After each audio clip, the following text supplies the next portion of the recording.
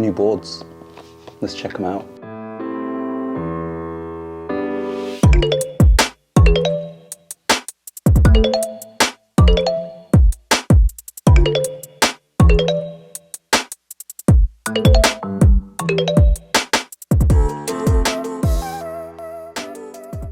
So a fair bit has changed since you last saw me. We've gone through 3 new board revisions, and the main thing you'll notice is the size has changed.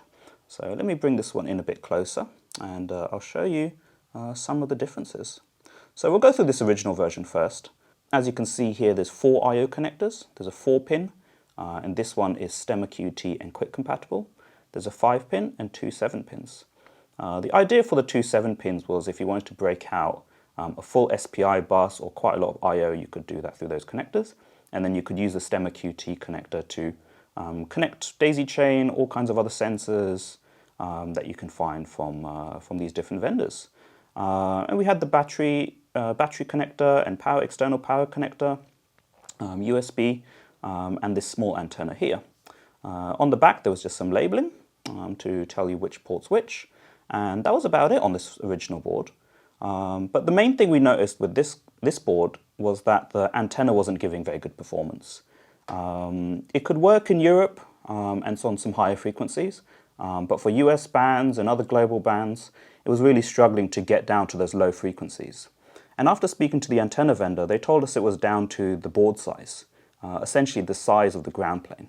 So it's not that the antenna can't reach those frequencies, it's just that it needs a large ground plane to actually do so. So they really told us that either you'll need to have some really fancy matching switching circuits, which we tried to integrate, but then the cost will go up, the complexity goes up, you lose a little bit of efficiency doing that kind of stuff, but the best option would just be to make the board bigger. So we did so, and we decided to do that because we could then add some extra features. And so the board's not actually that much bigger, so this board is I think 50 by 30, and this one's 50 by 50, so it's a nice convenient square board. So this was the next version that we came up with, and some of you folks said that you really like this STEMMA QT quick connector interface, so we decided to switch out that 5-pin and add 3 more of the 4 pins. So you can actually have 4 parallel serial buses, I2C, going out to all of these different kinds of sensors that you can just get off the shelf. We kept the 2 7-pins just in case you want to actually have a full SPI bus, go to some custom board, etc. But we otherwise just added some extra I/O basically.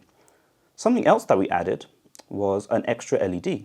So if we look back at this board, there's an LED just up here next to the PMIC and the button here. And this button's used for pairing, and this LED shows you the network activity, the pairing status, and things like that. But we decided to add an extra one, dedicated for power. So the network LED still does the same thing. It shows you when it's connected into a network and data activity, whereas the power LED shows you things like charging status, low battery, all this kind of stuff. Now with the bigger antenna, that gave us a little bit more flexibility. Firstly, the antenna's better. We could have stuck with a smaller antenna on this bigger board, but actually with this antenna we get a bit more performance, so we decided to switch. And the cool thing about this antenna is that it has 2 separate inputs. So there's one on this side and there's one on this side. This means we can route the GPS and LTE at the same time. So previously on the other board, we had to have a switch. So that switch would switch between LTE mode and GPS mode based on what the NRF over here is doing. But now we can just route them directly in. So since we were making the board bigger, we decided to make use of the back of the PCB a little bit as well. So previously we just had these labels, but now we've added some gold pads. So these gold pads break out every single pin from all of the connectors that you see on the board. So all of these I/O connectors, the battery, the power connector, all are broken out on these gold pads. And the idea here is that you can make your own custom carrier board with pogo pins and simply screw this board onto your own custom PCB. And that way you can access all of the I/O, every function of the board, the S2 module, without having to actually cable between them and have connectors. So you can make shields for this basically now. So this version was working quite nicely, and then some of you said that you may want to put this inside an enclosure or space where there might not be very good cellular signal.